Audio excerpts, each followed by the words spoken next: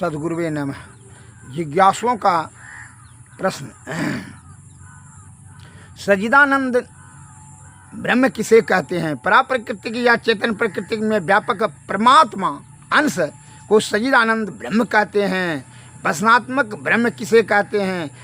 मन के द्वारा जो संकल्प विकल्प होता है, उस संकल्प विकल्प के अंदर व्यापक परमात्मा अंश को वसनात्मक ब्रह्म कहते हैं। मनोमय ब्रह्म किसे कहते हैं? मन के दो रूप हो हैं, समष्टि मन और व्यष्टि मन। व्यष्टि मन त्रिकुटी के में पहुंचकर अपने समष्टि रूप में विलीन हो जाता है। समष्टि मन के अंदर व्यापक परमात्मा अंश को मनोमय ब्रह्म कहते हैं। ज्ञानमय ब्रह्म किसे कहते हैं? महत्वत यानी बुद्धि के दो रूप हैं, समष्टि बुद्धि और व्यष्टि बुद्धि।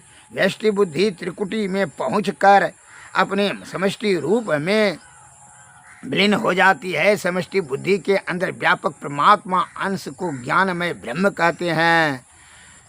प्राणात्मक ब्रह्म किसे कहते हैं? जीव के अंदर जो जीवनी शक्ति है वह परमात्मा का अंश है, उसी अंश को प्राणात्मक ब्रह्म कहते हैं। ओंकार ब्रह्म किसे कहते हैं? परमात्मा की मौज से जो सर्वप्रथम शब्द अस्फुटित हुआ उसको सार शब्द आदि नाम राम नाम ओम आदि कहते हैं। उसी मूल ध्वनि को ओंकार शब्द ब्रह्म कहते हैं। हर शंभु शंभु शिव महादेव शंभु। विश्वरूप ब्रह्म किसे कहते हैं? प्रकृति के दो हैं, जड़ और चेतन प्रकृति के। जड़ प्रकृति के चार भाग हैं, यथा स्थूल सूक्ष्म कारण और महाकारण। जड़ प्रकृति के अंदर व्यापक परमात्मा अंश को विश्वरूप ब्रह्म कहते हैं। मूर्त ब्रह्म और अमूर्त ब्रह्म किसे कहते हैं? ब्रह्म अर्थात परमात्मा के दो रूप हैं, एक मूर्त ब्रह्म और दूसरा अमूर्त ब्रह्म। अवतारी महापुरुषों के को मूर्त ब्रह्म कहते हैं और जो केवल आत्मदृष्टि से देखने में आते हैं उसे अमूर्त ब्रह्म कहते हैं। हिरण्यगर्भ किसे कहते हैं?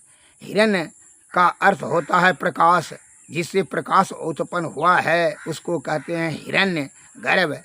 प्रकाश की उत्पत्ति शब्द से होती है, इसलिए हिरण्यगर्भ का अर्थ शब्द ब्रह्म भी है।